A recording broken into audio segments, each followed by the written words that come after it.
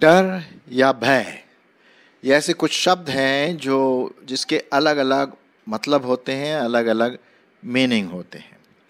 और डर वो होता है जब हम अंधेरे में चलते हैं, पता नहीं कौन है, खाई है, गड्ढा है, कीड़े मकोड़े हैं, एक प्रकार का अननोन, बिना जाने किसी चीज़ की डर लगता है आपको, है ना। मेरे को भी लगा, आपको भी लगा होगा। भय दो प्रकार के हो सकते हैं। भय में डर भी हो सकता है और भय का मतलब आदर वाला डर या आदर वाला भय। आज मैं आपके सामने परमेश्वर के भय के बारे में बताना मांगता हूँ कि आपको और मुझको परमेश्वर का भय होना नितांत आवश्यक है। यहाँ पर भय का मतलब डर से नहीं है। अब आपने देखा होगा कि कुछ लोगों के देवी देवताएं बड़े ऐसे ऐसे प्रकार के होते हैं, उनका चेहरा कि देखने में डर सा लगता है। लेकिन हमारा परमेश्वर तो परमेश्वर आत्मा है, और जो उसकी आराधना करते हैं आत्मा और सच्चाई से करें। तो जो परमेश्वर का भय हम जिसके बारे में मैं बात करना मांग रहा हूँ आपके सामने, वो ये है कि हम आदर वाला भय रखें। अब उदाहरण के लिए, यदि हमारे प्रधानमंत्री जी हमारे शहर में आते या हमारे मोहल्ले में आते या अगर हमारे घर में आते हैं, तो एक प्रकार का भय रहेगा। वो वाला भय नहीं जो डर से संबंधित, अरे बाप रे ये क्या, कौन आ गया, ऐसा नहीं। लेकिन एक आदर वाला भय। हम सब खड़े हो जाएंगे, बड़े प्रेम से नमस्कार कहेंगे, आदर देंगे, सम्मान देंगे। वो भय एक अच्छा भय है, आदर वाला भय। तो उसी प्रकार का भय परमेश्वर आपसे और मुझसे चाहता है कि हम इस भय में आगे बढ़ें। कभी क्या होता है कि हम लोगों से इतना डर जाते हैं कि परमेश्वर का भय खो देते हैं। जी हाँ, और हमें लोगों से डरने की ज़रूरत नहीं है, लोगों से भय रखने की ज़रूरत नहीं है, यदि मेरा भय परमेश्वर के ऊपर है। अब इसी को ध्यान में रखते हुए जो शब्द मैंने इस्तेमाल किया और आप देख रहे हैं, ये भय आदर, महिमा, ग्लोरी, महामहिम परमेश्वर, सर्वश्रेष्ठ सर्वोच्च परमेश्वर है, जो हमारा उद्धार करता, सृष्टि करता है। उसके प्रति मेरी फीलिंग, उसके प्रति मेरी संवेदना, उसके प्रति मेरा प्रेम, वो भय, आदर वाला भय, इसके बारे में हम बात कर रहे हैं। तो आइए जरा देख लेते हैं बाइबल इसके संबंध में क्या कहती है। कि भाई हमारा जो वचन है वो तो बाइबल से आता है, ये मेरा और आपका किसी बड़े लोगों का वचन नहीं, ये परमेश्वर का पवित्र आत्मा के द्वारा फूंका हुआ वचन है। तो शुरू कर लिया जाए परमेश्वर के भय के बारे में, जो मैं आपके सामने अभी रखने की कोशिश करूँगा। तो ध्यान दीजिए, पहले तो परमेश्वर का वचन कहता है कि आपको और मुझको परमेश्वर का भय मानकर हर चीज़ को करना है, चाहे वो दिखाने वाली हो या अनदेखी हो या सीक्रेट में हो या ओपन में हो, खुले हो, जैसे भी हो, हमें परमेश्वर के भय के साथ अपना जीवन बिताना है। मैं आपके लिए पढ़ूंगा दूसरा इतिहास और उसका 19 अध्याय और 9 पद। दूसरा इतिहास उसका 19 अध्याय और 9 पद। देखिए यहाँ पर परमेश्वर यहोवा क्या कहता है। वो यूँ कहता है, उसने उनको आज्ञा दी। क्या आज्ञा दी? यहोवा का भय मानकर सच्चाई और निष्कपट मन से ऐसा करना। जो भी काम हम करें परमेश्वर के भय में करें, मनुष्यों के भय में नहीं। क्योंकि अगर मनुष्यों के भय में हम कोई काम करें तो बस हम उसी को प्रसन्न करने की कोशिश करेंगे, है ना। अरे भाई वो आ करके बोले अच्छा काम किया, हाँ उसका भय। लेकिन अगर हम परमेश्वर का भय करेंगे तो हर काम सच्चाई से करेंगे, पवित्रता से करेंगे, निष्कपटता से करेंगे। जी हाँ, प्रेम से करेंगे। यदि हम में परमेश्वर का भय है, क्योंकि ये भय आदर, महिमा, महामहिम परमेश्वर के बारे में बताता है कि हमारा उसके प्रति ये विचारधारा है। सो आइए हम इसी को ध्यान में रखते हैं और कुछ पदों को देखेंगे जिससे ये पता पड़ता है कि भाई परमेश्वर का जो भय है वो हमारे लिए क्या क्या करता है। अरे जीवनदायक है भाई, जीवन देने वाला है ये परमेश्वर का भय। चलिए कुछ पदों को देख लेते हैं। अय्यूब की किताब उसका 28 अध्याय, अय्यूब की किताब और उसका 28 अध्याय और 28 पद। यहाँ पर इस प्रकार से लिखा हुआ है, तब उसने मनुष्य से कहा, देख प्रभु का भय मानना यही बुद्धि है और बुराई से दूर रहना यही समझ है। यदि आपको बुद्धि चाहिए, यदि आपको ज्ञान चाहिए, यदि आपको समझ चाहिए अपने जीवन में, जो कोई भी काम क्यों ना हो, चाहे वो मसीही जीवन हो, आपका स्कूल का जीवन हो, आपका काम जो आप ऑफिस में करते हैं, या जो भी हो, हम अच्छी तरह करें, बेस्ट करें, ताकि इससे परमेश्वर की महिमा हो और दूसरे अगर खुश होते हैं तो भाई और बड़ी अच्छी बात है।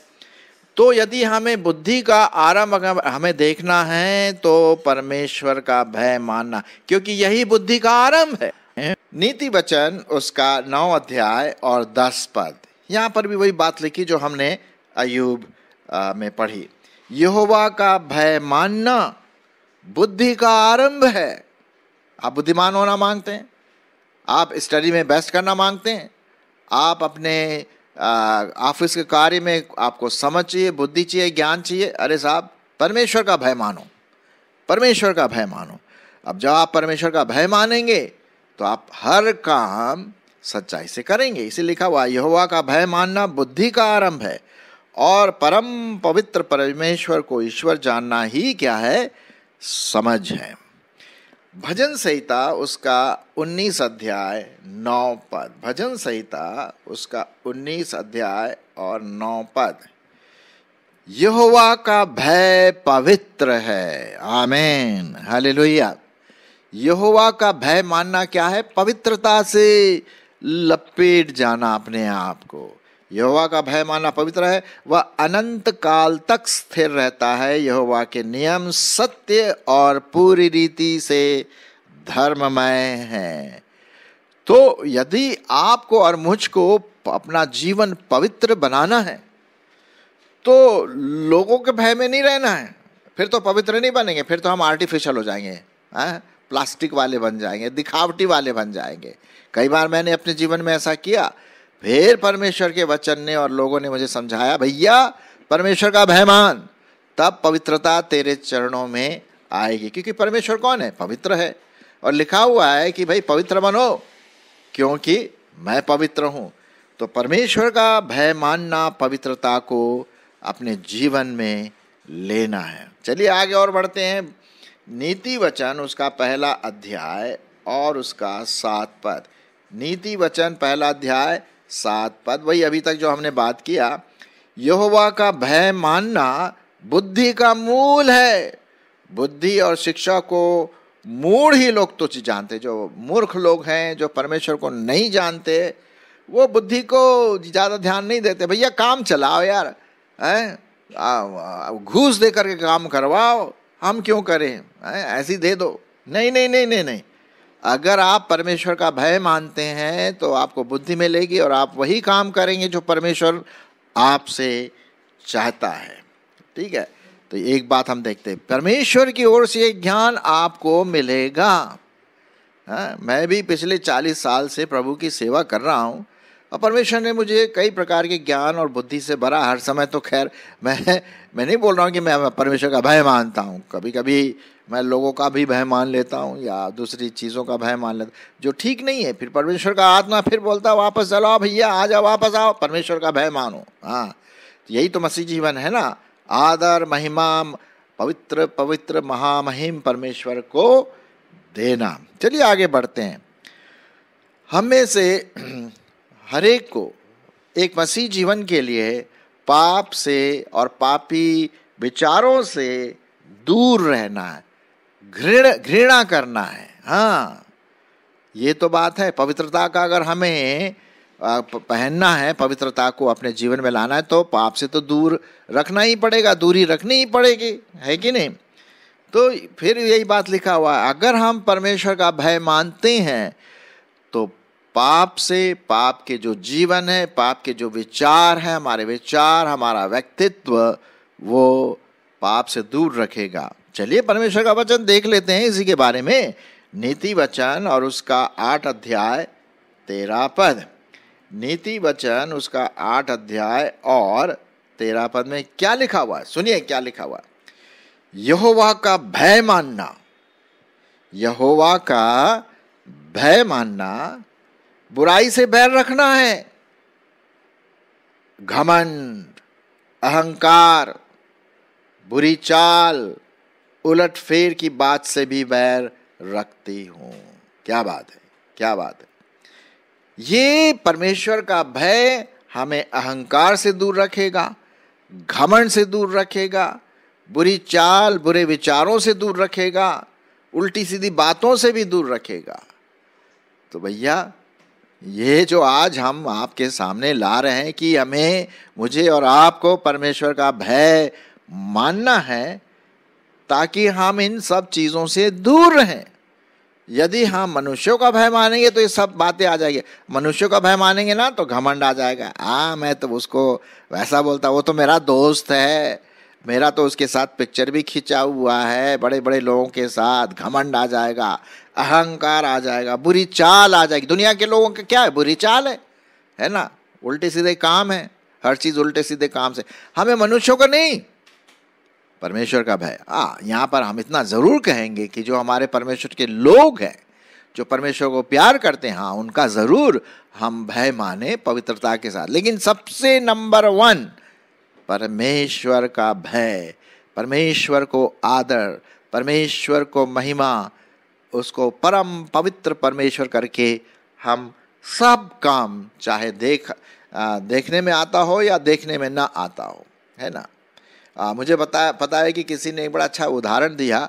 उदाहरण इस प्रकार से, तो भाई जा कर के केला खा ले जहाँ पर कोई तेरे को देख नहीं सकता। तो उसने बोला यार कहाँ जाऊँ कहाँ जाऊँ। उसने बोला कमरा बंद करके, बिजली ऑफ करके, अंधेरे में मैं केला खाऊँ। लेकिन वहाँ पर आवाज़ आई, अरे परमेश्वर यहाँ है, परमेश्वर का भय खा, वो तो अंधेरे में भी तुझे देखता है। तो हम परमेश्वर का भय माने। चलिए आगे और बढ़ते हैं, देखते क्या लिखा हुआ है। पाप से घृणा हो गया, और अगर हमें अच्छा जीवन बिताना है, लंबा जीवन जीना है, तो भैया परमेश्वर का भय ही है।